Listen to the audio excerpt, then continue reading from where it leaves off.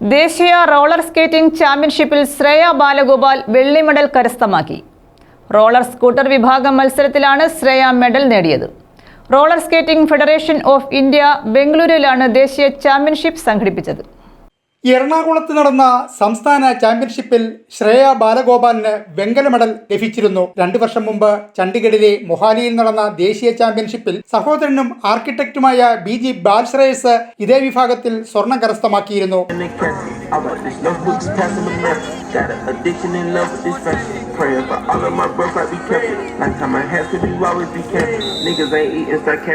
CA വിദ്യാർത്ഥിയായ Shreya roller skating federation of India other games technical committee vice chairman PR ബാലഗോപാലിന്റെയും Canara bank Erode Punjai Puliyampatti ശാഖ officer L ഗീതയുടെയും മകളാണ്. 2021 മുതൽ ദേശീയ ചാമ്പ്യൻഷിപ്പിൽ പെൺകുട്ടികളുടെയും ആൺകുട്ടികളുടെയും വിഭാഗത്തിൽ കൊല്ലം ജില്ലയിലെ താരങ്ങൾ കേരളത്തിനു വേണ്ടി തുടർച്ചയായി ഇതേ ഇനത്തിൽ മെഡൽ നേടുന്നുണ്ടെന്ന് പരിശീലകനായ PR ബാലഗോപാൽ പറഞ്ഞു.